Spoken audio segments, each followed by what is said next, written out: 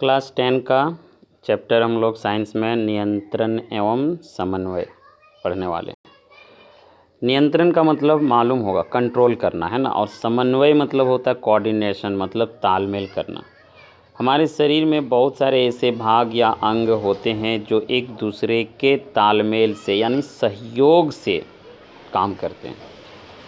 अगर तालमेल हमारे शरीर में नहीं होता है तो हम लोग का शरीर कभी भी एक सही तरीके से कार्य नहीं कर सकता है। तो हम लोग यही पढ़ेंगे, नियंत्रण एवं समन्वय से आप क्या समझते हैं। तो हमारे शरीर में जो भी कुछ क्रियाएं होती है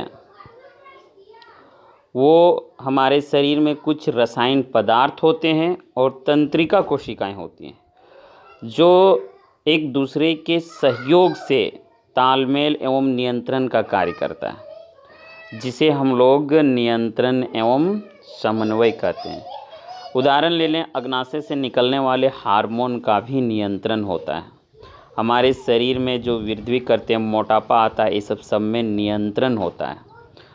और हमारे शरीर के अंदर जितने भी क्रियाएं, पाचन तंत्र, उत्सर्जन तंत्र, जो हम लोग पिछले चैप्टर में पढ़ चुके हैं, सब में नियंत्रण एवं एक दूसरे के साथ समन्वय क्रियाएं होती है, जिसे हम लोग नियंत्रण एवं समन्वय कहते हैं। तो नियंत्रण एवं समन्वय तंत्रिका कोशिकाओं के भी द्वारा होता है और हार्मोनों के द्वारा भी होता है। तो हम लोग पहले तंत्रिका कोशिका के बारे में पढ़ेंगे, तब हार्मोन के बारे में समझने का प्रयास करेंगे। तंत्रिका कोशिका का चित्र बनाना एवं उसके कार्यों को लिखिए। तो तंत्रिका कोशिका का चित्र हम लोग क्लास 8 में भी पढ़ चुके हैं, 9 में भी पढ़ चुके हैं। यानी ये सबसे लंबी तंत्रिका कोशिका यही होती है, जो हम लोग इस तरह से बना सकते हैं। इसके पूंछ होते हैं, है ना, और ये सब क्या कहलाता है, ध्रुमिका, सो यहाँ पर है। और इसके बीच में जो है केंद्रक ये, और इसके बीच में ये तंत्रिका कक्ष है, और ये हम लोग का अंतिम सिरा जिसको हम लोग पूंछ कहते हैं। तो तंत्रिका कोशिका हमारे शरीर में सबसे लंबी कोशिका होती है, जो लगभग 1 मीटर होती है। तंत्रिका कोशिकाओं से जो है तंत्रिका का ऊतक का निर्माण करता है, जो शरीर में सूचनाओं एवं आवेगों को एक भाग से दूसरे भाग में पहुंचाने का कार्य करता है। अब पढ़ने वाले 2 तंत्रिका के बीच जो है रिक्त स्थान होते हैं, उसे क्या कहते हैं, तो उसे सिनेप्स कहते हैं, यानी अंतर्ग्रंथन कहते हैं। तो 2 तंत्रिका कोशिका के मध्य अंतर्ग्रंथन में क्या होता है, यानी मान लेते हैं ये तंत्रिका कोशिका है, फिर यहाँ पर एक तंत्रिका कोशिका है, इसके मध्य में एक दूसरे ये अपना सूचना को इसमें भेजता है, समान सूचना आवेग को।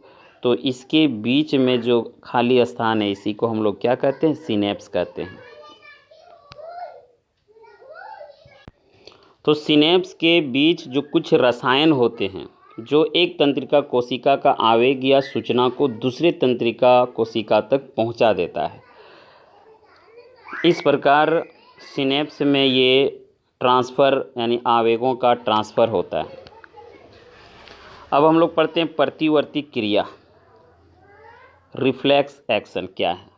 हमारे शरीर में सभी क्रियाएं यानी अधिकतर क्रियाएं मस्तिष्क से होती है, लेकिन कुछ क्रियाएं ऐसी होती है जो सुषुम्ना यानी मेरुरज्जु के द्वारा होता है, उसे प्रतिवर्ती क्रिया कहते हैं। उदाहरण के लिए गर्म छड़ को छूते ही हाथ को पीछे हटा लेते हैं, तो ये हम लोग का सुषुम्ना के द्वारा कार्य होता है। इसी प्रकार किसी हम लोग स्वादिष्ट भोजन को देखते ही मुंह में पानी आ जाता है, लार आ जाता है, ये घटना प्रतिवर्ती क्रिया का उदाहरण है।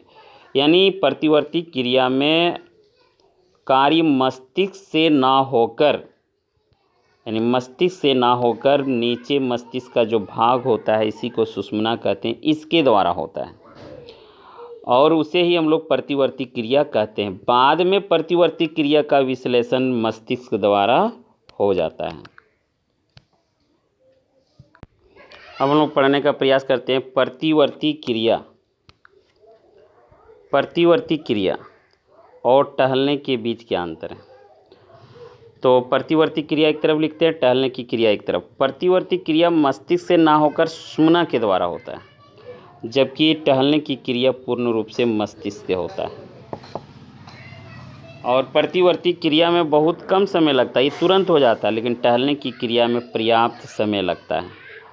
प्रतिवर्ती क्रिया के लिए कोई बाह्य उद्दीपन की आवश्यकता नहीं होती है।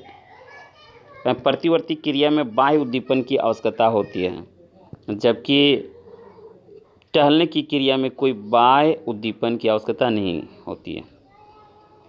उद्दीपन कहते हैं लालच देना। जैसे मान लेते हैं इमली कोई पदार्थ है जिसे देखकर हमारे मुंह में पानी आ जाता, तो इमली वहाँ पर उद्दीपन हो गया, है ना। तो इस प्रकार से प्रतिवर्ती क्रिया में उद्दीपन हो सकते हैं, लेकिन टहलने की क्रिया में कोई उद्दीपन नहीं हो सकता। आज हम लोग इतना ही पढ़ते हैं। नेक्स्ट वीडियो में हम लोग मस्तिष्क के बारे में, उसके कार्य के बारे में समझने का प्रयास करेंगे।